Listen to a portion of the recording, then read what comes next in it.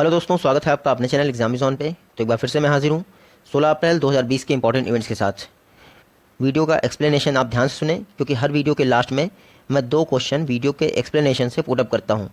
आप उनका जवाब नहीं दे पाएंगे अगर उनका एक्सप्लेनेशन ध्यान से नहीं सुनेंगे। और साथ ही मैं बता दूँ, वीडियो का जो PDF होता है वो टेलीग्राम ग्रुप पर मैं 2 घंटे पहले अपलोड कर देता हूँ। देखते हैं आज का हमारा पहला क्वेश्चन क्या है। पहला क्वेश्चन है, यूनियन बैंक ऑफ इंडिया का 4th एग्जीक्यूटिव डायरेक्टर कौन अपॉइंट हुआ है। तो रिसेंटली विरूपाक्ष मिश्रा जी आपके यूनियन बैंक ऑफ इंडिया के 4थे कार्यकारी डायरेक्टर अपॉइंट हुए हैं। मैं बता दूं, रिसेंटली आंध्रा बैंक और कॉरपोरेशन बैंक का merger union bank of India में हो गया है 1 अप्रैल 2020 से। और जो आपके विरूपाक्ष मिश्रा जी हैं, ये कॉरपोरेशन बैंक के MD थे, मैनेजिंग डायरेक्टर पहले से ही थे। तो रिसेंटली इनको यूनियन बैंक ऑफ इंडिया में एग्जीक्यूटिव डायरेक्टर का कार्यभार दे दिया गया है। बात करते हैं यूनियन बैंक ऑफ इंडिया की। तो 1919 में इसकी स्थापना हुई थी, जिस वर्ष आपका मॉन्टेग्यू चेम्सफोर्ड रिफॉर्म आया था, और साथ ही साथ 13 अप्रैल 1919 को जलियांवाला बाग हत्याकांड हुआ था। उसी वर्ष आपके यूनियन बैंक ऑफ इंडिया की स्थापना हुई थी। हेडक्वार्टर है मुंबई में। मैनेजिंग डायरेक्टर और CEO chief executive officer union bank of India के कौन हैं? राज कृष्ण राज। तो आप इतनी बातें याद रखेंगे। नेक्स्ट क्वेश्चन आपका देखते हैं।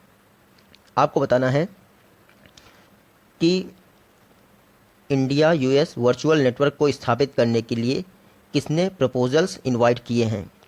कोरोना को टैकल करना है कैसे भी करके। तो हमारे साइंटिस्ट इंडिया और US के जो साइंटिस्ट हैं, वो रिसर्चर्स हैं, वो एक प्लेटफॉर्म पे कार्य कर सकें, इसलिए वर्चुअल नेटवर्क बनाया जा रहा है। किसके द्वारा बनाया जा रहा है? तो वो बनाया जा रहा है आपका IUSSTF, Indo US science and technology forum. तो रिसेंटली इन्होंने प्रपोजल इनवाइट किए हैं ताकि ये वर्चुअल नेटवर्क स्थापित किया जा सके इंडिया और US के रिसर्चर्स और साइंटिस्ट के बीच में। जितनी जल्दी आपका वर्चुअल नेटवर्क स्थापित हो जाएगा, कोरोना से लड़ने में हमारे देश के और अमेरिका के जो डॉक्टर्स हैं और साइंटिस्ट हैं, उनको अधिक मदद मिलेगी। बात करते हैं IUSSTF की। तो इंडिया और अमेरिका के बीच में एक एग्रीमेंट के तहत आपके IUSSTF की स्थापना हुई थी। Indo US science and technology forum स्थापना कब हुई थी? 2000 में इसकी स्थापना हुई थी एग्रीमेंट के तहत। और वर्तमान में इसकी एग्जीक्यूटिव डायरेक्टर कौन है? नंदिनी कन्नन। तो रिसेंटली आपके IUSSTF ने इंडिया US वर्चुअल नेटवर्क स्थापित करने के लिए प्रपोजल्स इनवाइट किए हैं। नेक्स्ट क्वेश्चन आपको देखते हैं। आपको बताना है किसने कोविड सैंपल कलेक्शन कियोस्क यानी कोवसैक डेवलप किया है। तो DRDO ने डेवलप किया है आपका कोविड सैंपल कलेक्शन कियोस्क। कोविड-19 के जो पेशेंट्स होंगे, उनका सैंपल कलेक्शन के लिए आप यहाँ देख सकते हैं बिना टच किए हुए कैसे सैंपल कलेक्ट करना है, क्योंकि आपको पता है ये इन लोगों को भी इन्फेक्ट कर सकता है। इसीलिए आपके DRDO, या मैं ये कहूँ कि DRDO की एक लैब है जो हैदराबाद में है, defence research and development laboratory. DRDO की लैब है जो हैदराबाद में है, उसने कोवसैक डेवलप किया है, जो कि कोविड-19 सैंपल कलेक्शन कियोस्क है। आप इतना याद रखेंगे। बात करते हैं DRDO की। DRDO की स्थापना हुई थी 1958 में। मिनिस्ट्री ऑफ डिफेंस यानी रक्षा मंत्रालय के तहत ये कार्य करता है, और अपेक्स रिसर्च ऑर्गेनाइजेशन है डिफेंस मिनिस्ट्री का। हेडक्वार्टर है न्यू दिल्ली में इसका, और वर्तमान में चेयरपर्सन कौन है? G सतीश रेड्डी। तो रिसेंटली DRDO ने जो है कोवसैक नामक कियोस्क डेवलप किया है, जो कोविड-19 रिलेटेड सैंपल कलेक्ट करेगा। और इसकी खास बात कियोस्क की ये है कि ये ऑटोमेटिकली डिसइंफेक्ट भी हो जाएगा, यानी सैनिटाइज भी हो जाएगा। तो आप इतना याद रखेंगे। इसका पर्पज़ मेन ये है कि हेल्थ वर्कर्स और डॉक्टर्स की हेल्प कैसे की जा सके, मैक्सिमाइज कैसे किया जा सके, और उनको डिसइंफेक्शन से कैसे बचाया जा सके। तो इस कियोस्क का पर्पज़ ही यही है। तो DRDO ने कोविड-19 सैंपल कलेक्शन कियोस्क डेवलप किया है। नेक्स्ट क्वेश्चन आपका देखते हैं। किसने कोविड ज्ञान वेब पोर्टल डेवलप किया है ताकि कोरोना के विषय में ऑथेंटिक इन्फॉर्मेशन प्रोवाइड की जा सके।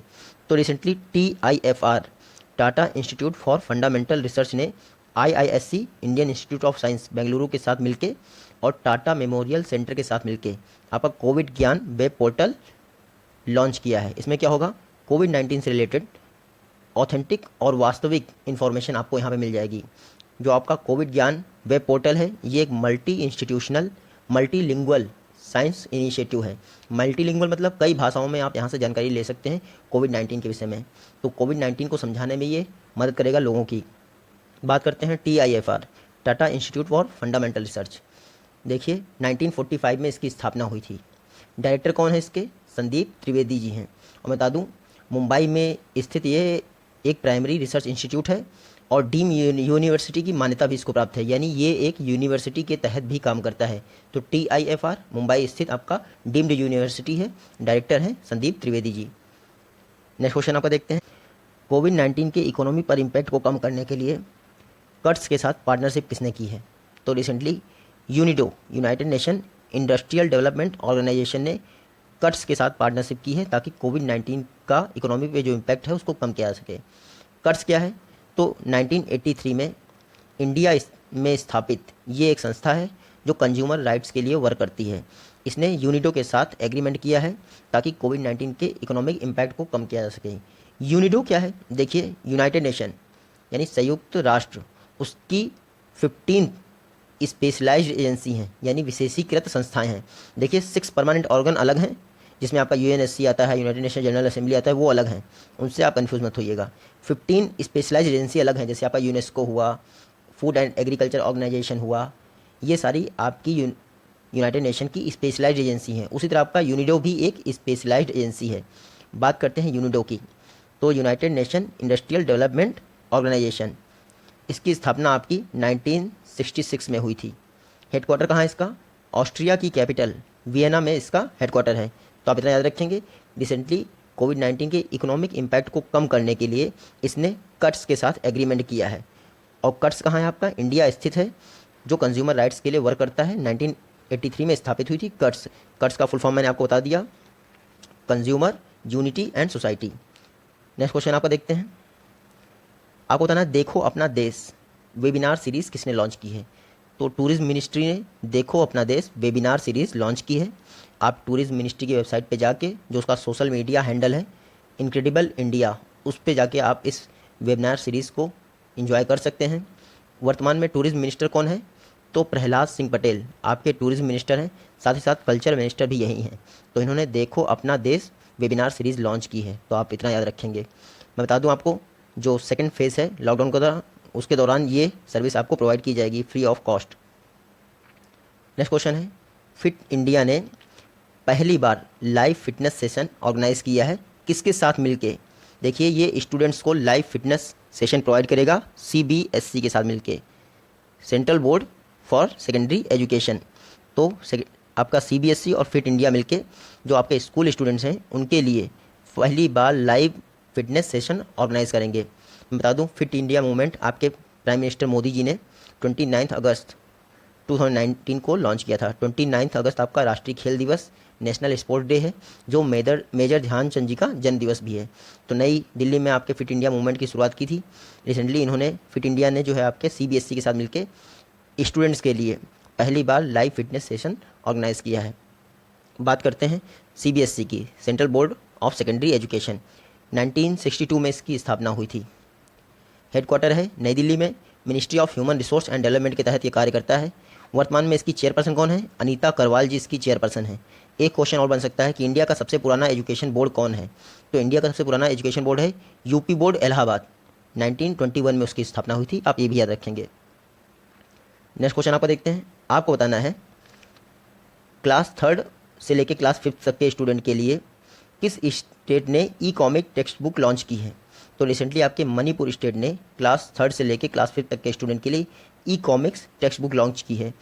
3 सब्जेक्ट में अवेलेबल होगी, आप यहाँ देख सकते हैं। इन्वायरमेंटल साइंस, इंग्लिश और मैथमेटिक्स के लिए आपकी कॉमिक बुक्स अवेलेबल होंगी। तो मणिपुर में लॉन्च की है, आप इतना याद रखेंगे। मणिपुर के स्टेट डिपार्टमेंट ऑफ एजुकेशन ने लॉन्च की है। लॉकडाउन चल रहा है और बच्चों की पढ़ाई डिस्टर्ब ना हो और अपनी पढ़ाई के साथ साथ अपनी रेगुलर लाइफ को एंजॉय कर सकें, इसलिए e-comic textbook Manipur state government ने लॉन्च कर दी है। जब भी मणिपुर का नाम आए तो आप देखिए, एन बीरेन सिंह उसके CM हैं, चीफ मिनिस्टर हैं, ये सभी को पता रहता है। और नजमा हेपतुल्ला जी वहाँ की गवर्नर हैं, ये भी सभी को पता रहेगा। लेकिन मणिपुर की जो लोकटक लेक है वो बहुत फेमस है, पूरे नॉर्थ ईस्ट की सबसे बड़ी फ्रेश वाटर लेक है। और मणिपुर का एक नेशनल पार्क है केबुल लामछाओ नेशनल पार्क। ये वर्ल्ड का एकमात्र फ्लोटिंग नेशनल पार्क है, यानी तैरता हुआ नेशनल पार्क है, जो कहाँ स्थित है? लोकटक लेक में ही स्थित है। और ये किसके लिए फेमस है? तो संगाई हिरन है, संगाई डियर, उनके लिए आपका लोकटक लेक और मणिपुर दोनों फेमस हैं, क्योंकि मणिपुर का स्टेट एनिमल है संगाई डियर। आप ये सारी बातें याद रखेंगे। और रिसेंटली लास्ट ईयर आपके हमारे प्राइम मिनिस्टर मोदी जी ने इंडिया की फर्स्ट स्पोर्ट यूनिवर्सिटी मणिपुर में ही इनॉग्रेट की थी, उसका फाउंडेशन स्टोन रखा था, धनमंजूरी यूनिवर्सिटी। नेक्स्ट क्वेश्चन आपका देखते हैं, वर्ल्ड आर्ट डे, विश्व कला दिवस किस तारीख को ऑब्जर्व किया जाता है? तो प्रत्येक वर्ष आपका 15 अप्रैल को विश्व कला दिवस ऑब्जर्व किया जाता है। आर्ट और आर्टिस्ट का हमारी लाइफ में क्या योगदान है, उनका क्या कंट्रीब्यूशन है, उसको सेलिब्रेट करने के लिए ये प्रत्येक वर्ष ऑर्गेनाइज किया जाता है। देखिए स्टार्टिंग तो इसकी 2012 से ही हो गई थी, लेकिन जो आपका यूनेस्को है, यूनाइटेड नेशन की एक और स्पेशलाइज्ड एजेंसी है, 15 में से एक और, उसने अपनी 2019 की जो जनरल असेंबली की, यूनेस्को जनरल असेंबली की बैठक हुई थी, 40th जनरल असेंबली की बैठक हुई थी, उसमें ये दिन जो है आपके इटली के फेमस पेंटर हैं लियोनार्डो दा विंची, उनको ये डे समर्पित किया था, क्योंकि 15 अप्रैल को उनका बर्थडे होता है। तो इसीलिए लियोनार्डो दा विंची के बर्थडे के रूप में भी हम इसको सेलिब्रेट करते हैं, आप इतना याद रखेंगे। तो वर्ल्ड आर्ट डे आपका पर ईयर 15 अप्रैल को मनाया जाता है। नेक्स्ट क्वेश्चन है, आपको बताना है किस स्टेट ने कोविड-19 सैंपल के लिए पूल टेस्टिंग स्टार्ट की है? वो इंडिया का पहला स्टेट है।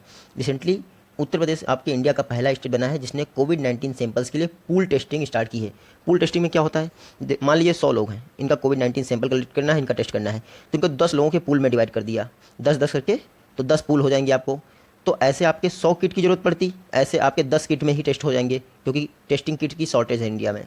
तो 10 किट की शॉर्टेज होगी, इनके जो ब्लड सैंपल इनको मिक्स कर लिया जाएगा आपस में और 10 किट में टेस्ट कर लिया जाएगा। सपोज करिए जिस किट में बाद में इन्फेक्शन निकला या पॉजिटिव नेगेटिव निकला, तो मात्र उस किट के 10 लोगों का टेस्ट कर लिया जाएगा।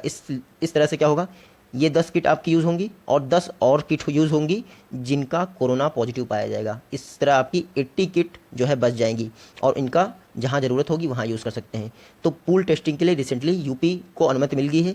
अनुमति कौन देता है? जितने भी आपके मेडिकल इक्विपमेंट होते हैं, मेडिकल प्रोसेस होता है, उनकी अनुमति आपका हमेशा ICMR, Indian council for medical research ही देता है। ये मेडिकल की फील्ड का एपेक्स और ओल्डेस्ट बॉडी है जो मेडिकल से रिलेटेड कोई भी अनुमति देता है, तो आप इतना याद रखेंगे। Indian council for medical research 1911 में इसकी स्थापना हुई थी, जब जॉर्ज पंचम आपके मुंबई के गेटवे ऑफ इंडिया पे आए थे और कोलकाता में आपका राष्ट्रीय गान पहली बार गाया था इंडियन नेशनल कांग्रेस के अधिवेशन में 1911 में। उसी वर्ष में आपके ICMR की स्थापना हुई थी। मैं बता दूं आपका ministry of health and family welfare के तहत ये आता है। हेडक्वार्टर है इसका नई दिल्ली में। डायरेक्टर जनरल कौन है इसके? डॉक्टर बलराम भार्गव जी इसके डायरेक्टर जनरल हैं। तो आप याद रखेंगे पूल टेस्टिंग इंडिया में कंडक्ट करने वाला कोविड-19 के लिए पहला स्टेट कौन बन गया है? यूपी। योगी आदित्यनाथ जी वहाँ के CM हैं और आनंदीबेन पटेल राज्यपाल गवर्नर है। नेक्स्ट क्वेश्चन है आपका, नेक्स्ट क्वेश्चन है, जाने माने गोल्फर डग सैंडर्स का निधन हो गया। आपको बताना है किस कंट्री से बिलोंग करते थे। तो डग सैंडर्स अमेरिका के प्रोफेशनल गोल्फर थे। रिसेंटली इनका निधन हो गया। इनको peacock of the fairways, peacock of the fairways के नाम से भी जाना जाता था। नेक्स्ट क्वेश्चन आपका देखते हैं। आपको बताना है कि कौन सा स्टेट इंडिया का पहला स्टेट बना है जिसने कोविड-19 पेशेंट को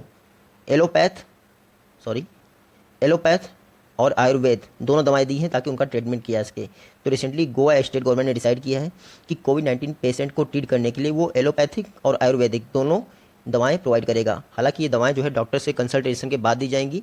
देखिए इनका मानना ये है कि अगर आयुर्वेदिक और एलोपैथिक दोनों दवाएं साथ में देंगे तो पेशेंट का इम्यून सिस्टम स्ट्रांग होगा, जिससे जो मोर्टेलिटी रेट है यानी मृत्यु दर है वो लोगों में घटेगी।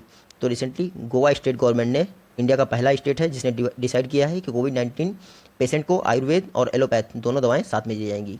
बात करते हैं गोवा की। CM कौन है? प्रमोद सावंत जी हैं। मनोहर पर्रिकर जी के निधन के बाद प्रमोद सावंत जी वहाँ के CM हैं।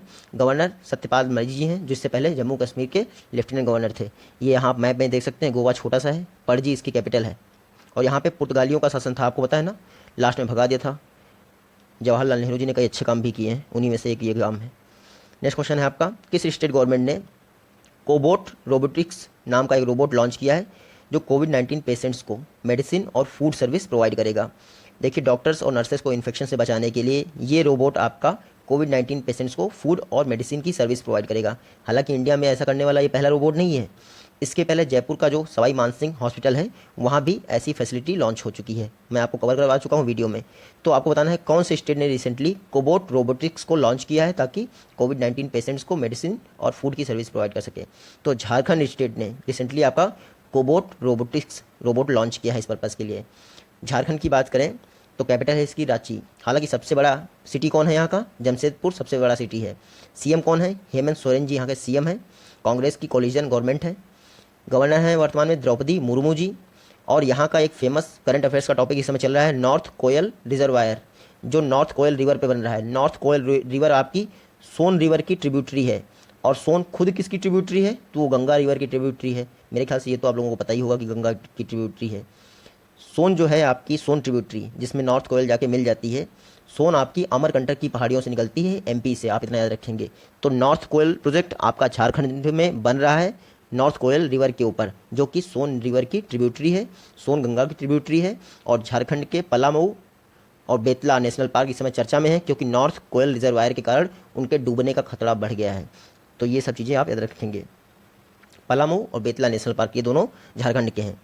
नेक्स्ट क्वेश्चन है, आगा खान अवार्ड्स जीतने वाले आर्किटेक्ट रिफात सादिर जी का निधन हो गया। आपको बताना है किस कंट्री से बिलोंग करते थे। तो रिफात सादिर जी का निधन हो गया है। ये इराक से बिलोंग करते थे। मैं बता दूं आपको, फादर ऑफ इराकी आर्किटेक्ट भी इनको कहा जाता था। इनको आगा खान अवार्ड मिला था, जो कि आर्किटेक्ट के क्षेत्र में दिया जाने वाला अवार्ड है। तो आगा खान अवार्ड आर्किटेक्ट की फील्ड में दिया जाता है। इराक के रिफत सादर जी का निधन हो गया, इनको भी आगा खान अवार्ड मिल चुका था। आगा खान अवार्ड दिया कैसे जाता है? तो स्विट्ज़रलैंड में जो आगा खान एक बंदा था, उन्होंने स्टार्टिंग की थी 1977 में इस अवार्ड की। आर्किटेक्चर की फील्ड में दिया जाता है और हर 3 वर्ष में एक बार ये अवार्ड दिया जाता है। तो स्विट्ज़रलैंड के एक बंदे हैं आगा खान जी, उन्होंने स्टार्ट किया था आर्किटेक्चर की फील्ड में। रिसेंटली इराक के रिफात सादिर जी का निधन हो गया, जिनको आगा खान अवार्ड मिल चुका था। नाम आया है इराक का, कैपिटल है बगदाद इसकी। प्रेसिडेंट वर्तमान में है बरहम सालिह जी।